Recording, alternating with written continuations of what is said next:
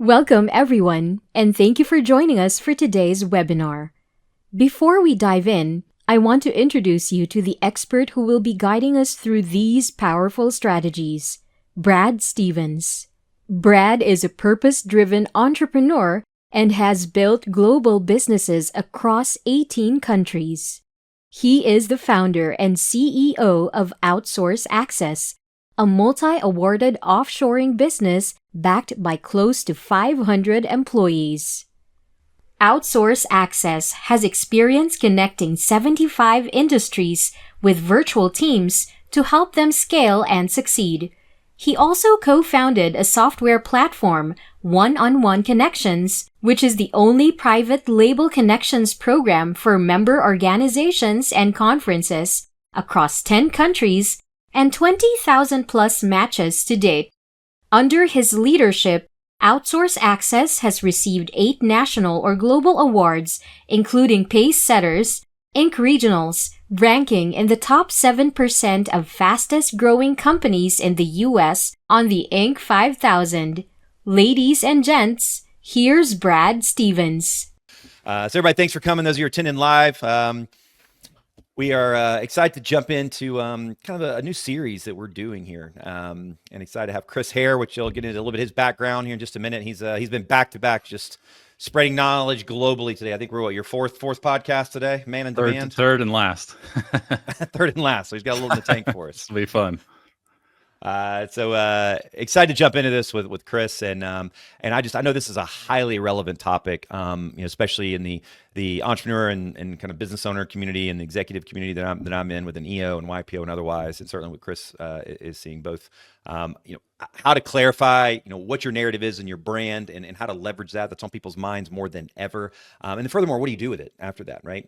It's got a very tremendous therapeutic value, as Chris will share, kind of going through that journey, but also just from a business and a personal growth and business growth standpoint, how do you leverage it? So going to be bringing kind of our two worlds together. It's just kind of fun doing this fusion. Actually, I may call it a fusion kind of game plan that we're doing with these.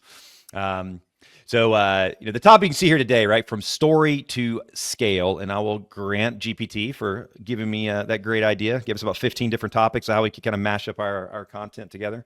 But clarify your personal narrative and build the team to amplify it. So excited to jump in. The goal of these is to be short, tight, high energy, high takeaway value, with some giveaways, and we'll be sharing kind of a whole takeaway guidebook of how you kind of leverage this content and how you can do some how-tos to immediately kind of put this in place in your world. And I know Chris kind of has a giveaway. What's the giveaway you'll be offering here to everybody? Yeah, so it's essentially a guide with my frameworks so people can kind of jumpstart their executive brand and getting some of the foundational inputs for that. Awesome. And we'll share a little bit of insight to that as we get underway. And so I met Chris, I got a chance to do a lot of global speaking, and Chris does a bunch as well. And so I was actually speaking up at the COO Alliance. You may be familiar, Cameron Harold has an organization called the COO Alliance, an incredible mastermind. If you're listening here, you're an executive, or you got, a COO, it's an amazing group to get your COO in, the COO Alliance. And Kaihan Krippendorf actually was speaking, and Chris knew him, and Kaihan and I knew each other. We were both speaking at the event, and so kind of brought our worlds together, connected, and he actually ended up being in Atlanta, where I'm at, shortly after that. So we got a chance to meet in person with some of the clients that he's working with. So it's been a fun relationship, like a lot of you, I'm sure, have had. You never know who you're going to bump into in life and where it may go. So it's been a fun journey for Chris and I. So we'll kick off here. I'll let Chris just have a quick 2-minute kind of background on context and his authority and sort of background where he's coming from that led him to this content. I'll do the same. Then we'll kind of jump into some specific things related to sort of his expertise. I'll kind of blend it with mine, and then we'll close out with some calls to action for you to get some great free resources. So Chris, I'll turn to you. Give everybody kind of the elevator crisp pitch. Yeah, absolutely. And thanks for having me. This I've been looking forward to this. So for me, my background, I really started on the scale side of things. And what I found was that the story, at the scale of, I was working at Amazon, Microsoft, and then with a number of other enterprise clients, the scale piece often actually kills the story, or there's not room for it. And so really my process that I developed in that world was atomic storytelling, right? Not what's the big idea that we think the world needs to hear, but going and finding with customers, sellers, partners, et cetera. Don't even talk about product solutions, just go and sit with them and learn about them, what lights them up, what keeps them up at night, et cetera, and then connect that into the business, right? So I started that there. And then now what I do with my company is really focusing on, senior executives and helping them, one, build their executive brands, but then two, elevate their leadership, and then three, unlock the next iteration of themselves or unlock the future for themselves. And the way that I do that is through that atomic storytelling process and then designing narratives that get them to that future. And I got the privilege of kind of seeing it in action with Chris. He when he was coming to Atlanta, and so as I mentioned, I'm a part of EO Entrepreneurs Organization. I've been a member of for 14 years now, and then I joined YPO as well last year or 2 years ago, and so our forums were meeting, and it was a great opportunity to have Chris kind of come in, and it's a very niche top area that he has expertise in, but very high demand that a lot of people, they don't know what they don't know in terms of the need for what he provides, because all of this from a human standpoint, we have this this tapestry of stories that make up our lives, right? And we have no idea those that are kind of conscious, those that are subconscious, that translate into who we are, the decisions we make, the relationships we have, the paths we take. And Chris has got a unique way to sort of tap into that tapestry, if you will, and maybe some of them we don't completely see, and then see how that can be a part of getting clarity on who you are and unlock. And I got a chance to, he shared a story of, a guy that literally could not kind of reference a point of happiness in his youth. And Chris was the one to help him unlock that and just changed kind of his perspective on things. But how to leverage that, unlock it for own personal, value and getting clarity on who you are. But then furthermore, how can you leverage that, whether it's your personal brand, whether it's your next step from an executive or entrepreneur standpoint. So excited to kind of get into his framework.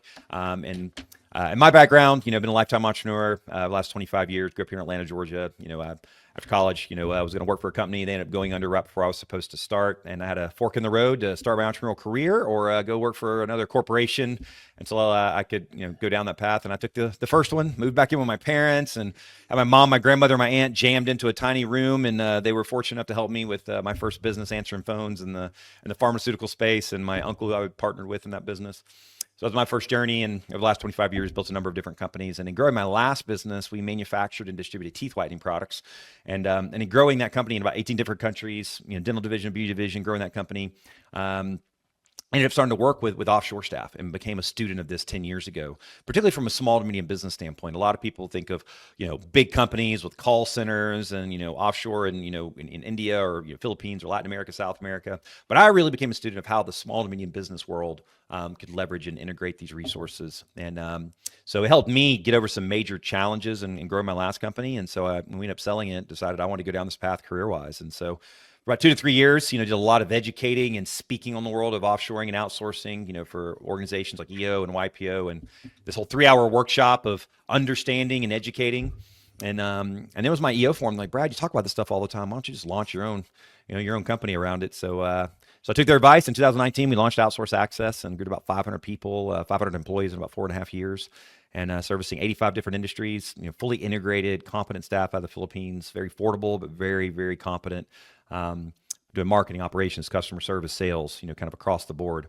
And so it's been an amazing journey. We have our own magazine in the Philippines. We have our own morning show over there. We kind of just live and breathe and then just embrace that culture. It helps us attract amazing talent and then kind of integrate them and work side by side with businesses. Not really to replace people, but to integrate within their organizations to help them scale and to grow, right? And, on this topic, right, you've got a lot of business owners and executives that are wanting to, they want to get out there more. They want to take the story, this narrative that they now have gotten clarity on, but then, what do they do with it? And how do they leverage things like LinkedIn Live, like we're on here today, right? Or how to, get a podcast created and launched, or how to get content and get that information out there, how to get speaking opportunities and engagement. And so we've ended up having a whole division that we end up doing a lot of that stuff for people that are wanting to, amplify and scale that message once they kind of have, clarity on it. So that's a good segue back, circling to Chris and his kind of genius zone. And so I'll turn to you, Chris, and kind of the next, 6 or 7 minutes, sort of, there's tons you could talk on and speak on, I know for sure, but kind of let everybody know what you'd like to kind of drill in today to let everybody kind of get some insight into sort of your framework, I think specifically on this process that kind of ties to the item you'll share with the audience afterwards. Yeah, absolutely. Do you mind popping up the questions slide? Yeah, I'll get that up here. Okay, perfect. Yeah. So there's a lot of, when I think of the phrase executive branding, it kind of makes me cringe. I don't know if it makes you cringe, just in terms of a lot of what we see on LinkedIn. But if we think about what true executive brand is, it's really bringing people along on the journey to first of all get them to know who you are, and then to get them to like you, and then to trust you, right?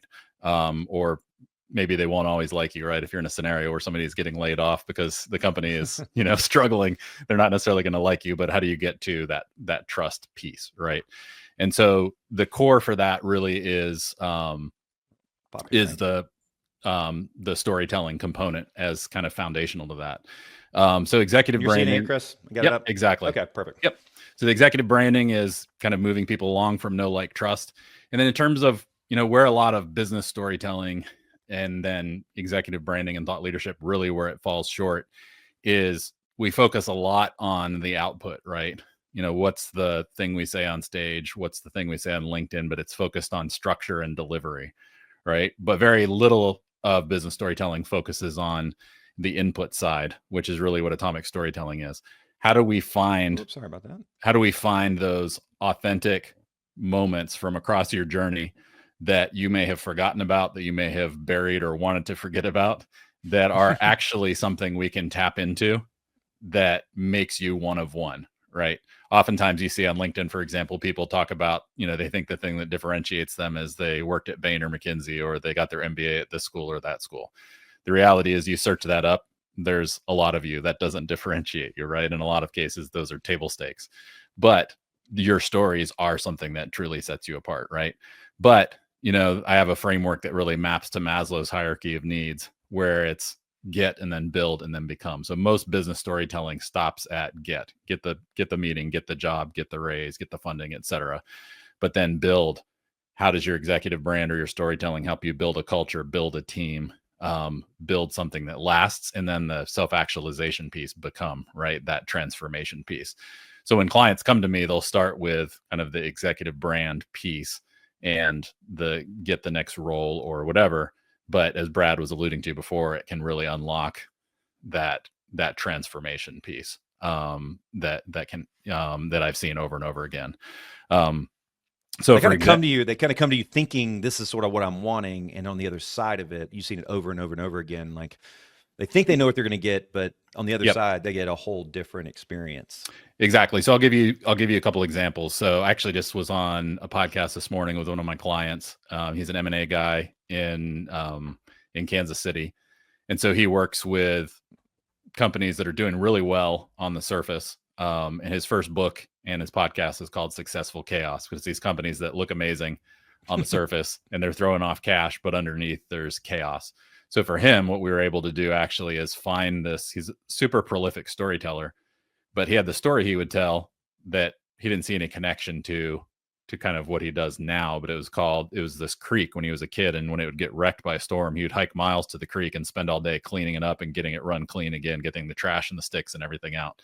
Well, as we looked at the through line of his atomic stories across his career, every single one of them, or one after the next, was really in these chaotic spaces where he would go in and turn these companies around.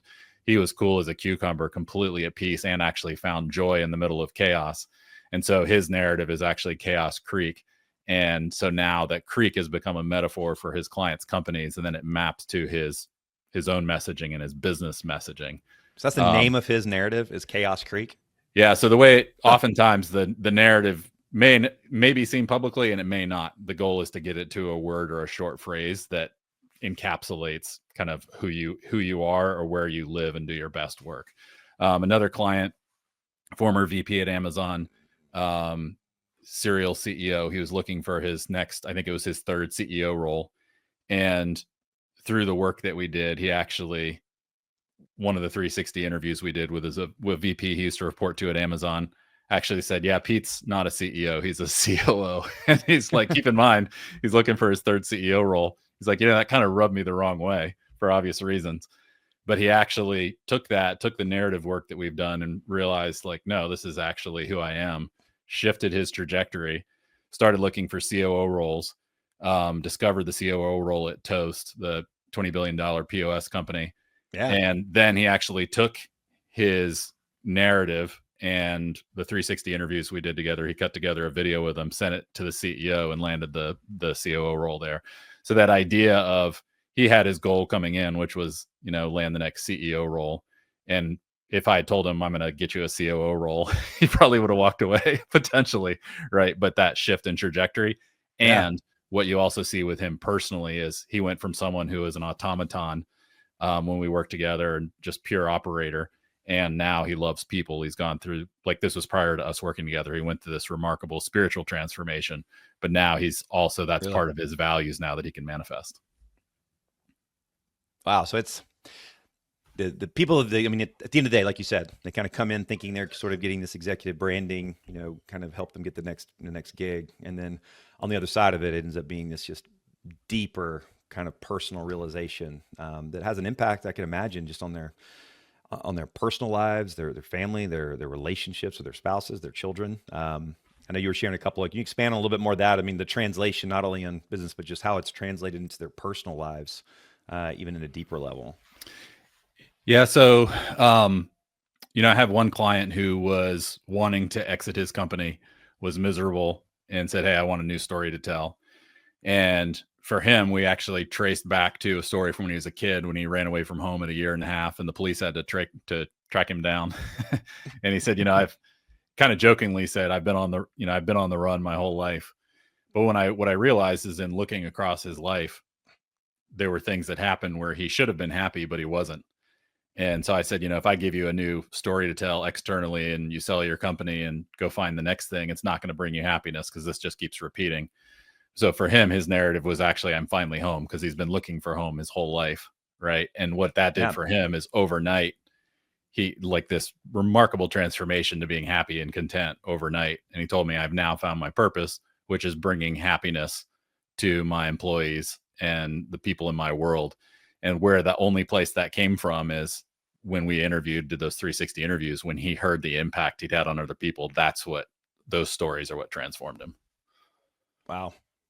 So it's a much kind of bigger deliverable that you end up providing to people than they kind of realize, kind of coming into it. So when you think about, and again, you go to Chris's podcast and kind of see, all the different guests he's had, and you'll be able to kind of unpack if you go to, actually, I'll pull up Chris's website here. You guys can go to the Storied Future, go to podcast. Highly encourage you to go here and check out all the different podcasts, and you can hear a lot of these stories and narratives that he's had with individuals that just helps you get more insight of what that journey can end up kind of being like for you. So kind of looking at what we've got up here on our bullets, when you look at some of the the biggest mistakes, right, they make when it comes to storytelling and thought leadership, like, how would you unpack that particular point? Yeah, so I think it is really coming back to what I was kind of where I was heading at the beginning. It's starting with the outputs, and then also, starting with the question, what can I say to make myself look good and hit my goals right now, versus starting at the other end about what is it that truly differentiates me, and also truly understanding what my values are and my vision for the future, right? Because if we, if you and I were working together and we were just focused on the outsourcing piece, I miss the entire magic of the way you show up in the world, and the way you connect with generosity, and the way you connect others, and all that sort of thing. That's what, like, absolutely, you have really strong thought leadership in your domain. But outside of that, I was on my last podcast interview, someone was saying that about you, right? And talking about the way that you show up, right? So I think it's that, it's starting at the wrong end. But I would say also, and I can keep going on this, but I would say also, I'm anxious to hear as well. I've been thinking as we were preparing for this, of like, man, I need what you do, right? Because I'm sitting on this, like, gold mine of content, right, and relationships and all these things that more people need and I want to share. But I'm also like, man, how do I get traction on this, right? Oh, sure. Well, it's only figuring out what you want to say and what you want to do. I mean, that's obviously, a massive lift, and what you do to help get clarity around that for individuals. But then, what do you do with it, right? And I think, we talk about, like, those of us at any age, but as you start getting into your kind of late 30s, 40s, and 50s, and so forth, you're in this place of just a very rich cauldron of like relationship equity that you've built, right? Particularly in what you've done in life, whether it's if you've done a lot of speaking and consulting, or you've had a chance to attend a lot of conferences, or you've built this relationship equity, and then how do you activate it, right? Not necessarily in a capitalistic way per se, but just like staying connected and building and growing those relationships and translate that into value for our, all parties involved. It's you just never know where those can happen, and connecting people is a big part of that equation. Chris and I was at a conference here in Atlanta, and he's out in Seattle, and I ended up seeing this girl, a woman that spoke at a conference, and I was chatting with her. And before I knew it, she said she knew his name, took a selfie, shot it over, and the two of them know. And then I had my VA connect the two of them, and in the podcast he was on earlier than this, good friend of mine, Gene, we ended up connecting him, and when he was here in Atlanta. So it's fun to be able to make that happen. But yeah, I mean, VAs are a big part of my life that allows me to scale myself, right? So I can only do so much, right? And when it relates to whether it's email management, whether it's calendar management, whether it's being able to have somebody data scrape all the speaking opportunities and do mass outreach, whether it's helping me get a podcast launched in 2 weeks for $500-600, those are kind of the elements kind of bring into the to the equation. So. Well, cool. Everybody, I mean, in terms of the framework and how to build your story, and again, Chris will share kind of a guide that he has around that. And so when I step into how do you then take that and amplify it further, and I'll just share a couple of visuals here. Actually, I just did a big one of our clients is one of the a phenomenal speaker. Jeff Savilico, everybody know him. He won Entertainer of the Year in Las Vegas. He's a tremendous thought leader out there. And I got a chance to speak to a whole set of global speakers that are looking to get more speaking opportunities and amplify, who they are. And Jeff's actually got this amazing course called Get More Gigs. If you're a speaker out there and you're looking to grow, highly recommend you check him out and kind of see his program there. But he asked me to be kind of a guest on his, and so I figured one of the best ways to show a couple of visuals from that experience, translating from what we've talked about here. Sorry, let me grab the other one here. Because a lot of it's people like seeing what are the experience, what are the types of things that people can do, and what's kind of the impact that they can have. And so when I pull in, sorry, I'll skip over to this other. My team swapped over to Canva on me. I've been a diehard PowerPointer forever, and so getting used to the new way to go. But I will say, if you do make him pull the Band-Aid off to Canva, it is a fantastic platform.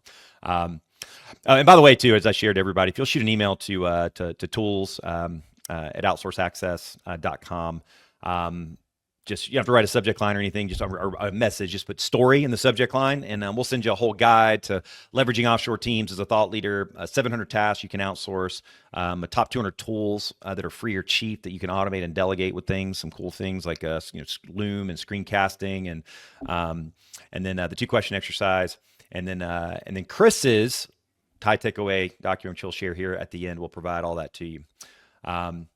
But to share where it kind of starts for me in my journey with all of this was when I hired my very first VA in the Philippines, is I just didn't know what I didn't know what she could do until I started like exploring and like, well, maybe I'll have her try this and I'll have her try that. My watch was broken, and I started working with my VA, and I just started like testing the limits, like what can she do, right? It's kind of like how ChatGPT is today. It's sort of, I know it exists, but like how do I actually leverage it, right? And so I took a picture of it and sent it over to her, and she zoomed in, was able to find out the manufacturer, found the repair facility in Dallas, downloaded, filled out all the paperwork, using a tool called Dashlane. She had access to my UPS account, could log in, generate the shipping label, filled out the repair sheet, and had it in my inbox the next day. So all I had to do was just drop it and ship it off, right? Something would have probably consumed hours of my time to go find, send it off, what have you. We had to rip all the, the drywall out of our basement. In our last house, we had a leak issue happen, and normally it would take tons of time and trying to find contractors. So I just shot a video of it and I said, hey, here's what I'm dealing with. Had to rip all this stuff off. I need you guys to come in, somebody that can patch it. Gave the video to J-Cell, and she was able to go post it on Angie's List and Home Advisor. And I said, I just want you to go, post this video, and then I want you to do nothing but monitor people that are, top 5-star, and then kind of shortlist it for me, right? So I share this because this may or may not be exactly, but these are the things that are things that like, oh, I have those things in my life. I call them death by paper cuts, right? It's like the little things that just suck. And once you start to go down this path and you can get, a VA and someone to plug into your life, they can just offload all those types of things. When it comes to thought leadership, right? This is a great thing. When I first started, before, I had my VA, putting out content. So I would go work out at the gym. It's Lifetime Fitness up there in the top left, and I go work out at the gym, and I'd listen to a podcast, and I said, you know what? I'm just going to do a short video and share my takeaways of the podcast. I'm listening to the whole thing. People would rather listen to my 2-minute key takeaways probably than the whole podcast in some cases. So, as I'm walking out of the gym, shoot a video. Hey, Brad, here's the top 3 takeaways. But I would have to load it and then get it up to all the social channels. And I eventually just stopped doing it because it just was a pain. So as soon as I got my VA, and it's what I call micro protocols, right? So I'd say, okay, how can we piece together some like little tech tools in my VA to kind of figure out how to make this happen at scale? And what we mapped was this, right? So I started shooting the videos. And then Vimeo, a lot of you know that's a great tool to be able to host videos. So I would use Vimeo. The mobile app I found on Vimeo is one of the best ways to get a video from your phone to the cloud, right? And so I would upload the video, set up the email account to notify JCell, my very first VA, by email. So she'd get the ping in the Philippines. Hey, Brad just uploaded a video to Vimeo from his phone. She'd get it. Then from Vimeo, she could download the source file, right, into a tool called Headliner that would automatically, for free, put all the captions on the bottom of it. Then she would re-upload it, right? And then use a tool called Buffer that she would upload it to that and distribute it to all of my social media channels, right? So I share this one because it's a great example of like what I call of taking something that's like, how do I do this? Or somebody stops doing it, but you put together kind of this piecing. And, over the years, with 500 people, 85 different industries, we've done 6 million hours of work, right? We help people unpack these like micro protocols. And it's the same thing, right? Just like this LinkedIn Live that we're doing right now, okay? As you can imagine, there's a whole bunch of micro steps that have to happen around this, right? We actually use GPT to come up with the title, the strategy, then using my VAs to help create the graphics and the content, the promotion for it, for them to post it all over LinkedIn Live. Then after this is done, they'll save it, they'll package it, and then they'll post it as a future one, right? All happening kind of behind the scenes, right? So when we talk about getting your story and your narrative and your brand, right? Once you get it down and then you decide what you want to do with it, whether it's, using it just basically as a vehicle to create visibility for your company, right? Because now more than ever with AI, people are shifting towards know, like, and trust more than ever, right?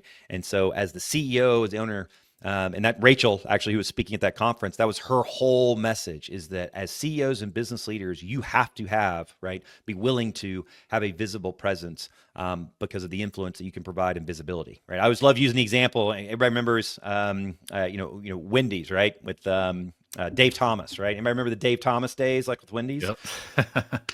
So as soon as Dave Thomas as an individual, right? Remember, I still see him in his like blue apron, right? Like, like, and trust Dave Thomas. Wendy's is a corporate brand. Yeah. All right. But Dave Thomas, right? When you look at the data behind all that, so it's the same thing in our companies, right? So it's an opportunity to leverage our content and our stories and our narratives to drive just business for your, for your company. But then individually, right? And a lot of business owners, because it's portable. Once you leverage that brand, and now you can take it with you whatever you do in life, right? Having a dedicated website for who you and your brand, for your speaking, for your podcast, for whatever you may be doing, right? And then, all the other kind of like death by paper cuts in life, right? Everything from travel planning to, email management, right? This is all a part of the equation of all the things that can get off of your plate to get you to a place where you're living and breathing in your genius zone every day, right? And how you're performing, and then how you can leverage your content to kind of drive and grow your brand, right? I'll share here as an example of kind of a crazy hack. For a lot of you that do conferences, right? You go to conferences and engagements. So I was like, how do I go to a conference I've never been to and like at scale connect with everybody there? So I would have my VA, right, go log in. So the conference that I was attending, she'd log in to the app, pull all the names out of everybody that's attending that conference, then go data scrape and get everybody's names, their LinkedIn profiles across the board, then log in under my LinkedIn account, connect with all those people before I got to that conference, start, and not spamming them, not like, hey, Chris, like, hey, can we set up a meeting as soon as I get there? It's like, hey, man, going to be running in late about Thursday, probably not gonna get there till about 7 p.m., hope to run into you at the conference. That's it, right? Casual type of message, right? I did this one, 478 people, 156 people responded. So I started a at-scale conversation with 156 people that I'd never met in my life at a conference I've never been to, that ultimately translated into over $1 million in revenue, right? Wow. Just by having my VAs do that process. And this is the exact message, right? And it's authentic because it's a message I crafted, right? It's not me spamming a bunch of people, right? And using a VA to do, inauthentic things, but it's amplifying me and what I want to do and my message and my content, right? Just like this LinkedIn Live is us and it's our message and me and Chris's authenticity, but then it's how I can leverage them to kind of amplify that and drive it forward, right? And then podcast, right? I was able to use VAs. It's something that so I got a podcast, automate, delegate, Don't hate me. I only got, we was one of those, we got about 10 episodes up and then our business started exploding. And so I paused on it because we had to reallocate a lot of our resources, but, was able to get my podcast up and running, rapidly and quickly, create all my speaking materials and brochures. For those of you want to take, the brand that Chris, helps in the narrative. How do you turn that into speaking? So use my VAs to create all my literature, all my brochures, get my website launched, right? To get all the content that's needed around it. I got a chance to do a TEDx talk. Part of me kind of going through a similar exercise, actually, before I met Chris, with somebody that helped me with my TEDx messaging, personal global economies redefine entrepreneurial success. That ended up being my TEDx talk, got it out there. But using VAs, I got 230,000 plays on it, right? Because they helped me amplify and get that message out there once I actually got it, produced, right? And then graphic design, whether it's brochures and literature. This is our magazine we have in the Philippines. We have our own magazine that showcases our people and our talent. Video editing, if you end up wanting to get videos done of your content, this is, our Christmas party actually in the Philippines. So our staff, we have amazing video editors that do our own video editing, but we do a ton for clients. Took this raw footage and made this unbelievable video, kind of showcasing our staff.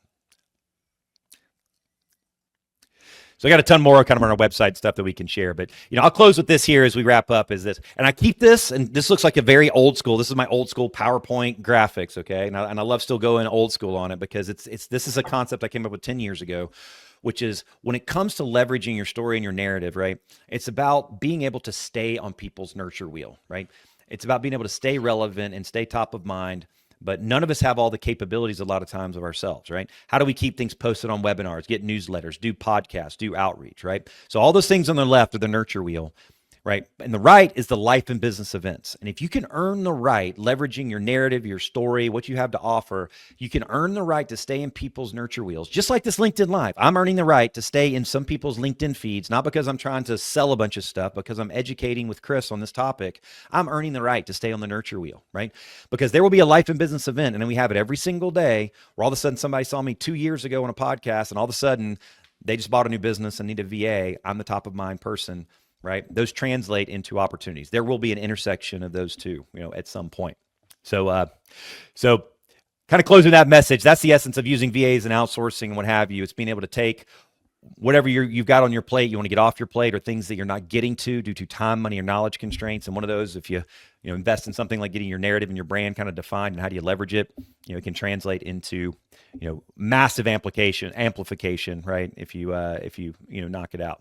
So hopefully that's been helpful and quick. Again, we'll kind of keep this to Chris and I could speak for hours on this topic and in every kind of different direction. But like I said, if you send an email to tools@outsourceaccess.com and just put story in the subject line, not to write a message, we'll send a bunch of resources your way. And then Chris specifically, is there a direct place they can go access the resource for you? And then we'll share anybody the emails to you. So over your way, you can send it to them. But is there a direct URL or anything they can go to for your content?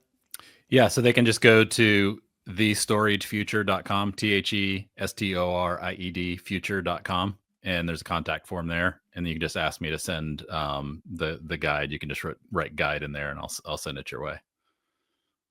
Awesome. So we've got a contact page directly on there that you can reach out to with Chris and request that. And definitely check out his podcast as well. Listen to some of the stories. You'll get to be able to see his work and his brilliance, kind of live in action. So, well, thanks everybody for attending here today. Hopefully it's been helpful. Get takeaway value, and we'll have the recording that we'll post as well. And please, you got any questions, right? Post down in the comments down below, whether you attended live or kind of on the recording if you see it kind of afterwards. As you can imagine, have some VAs that'll kind of monitor it, and we'll make sure we get responses back from myself or Chris. So. Thanks, Chris, for being the closeout. Thanks for hanging in there with keeping the content fresh and exciting for everybody. And yeah, thanks for having me, bro. Again, man. Thanks, everybody. Excited for the journey ahead. All right, buddy. Take care. All right, bye.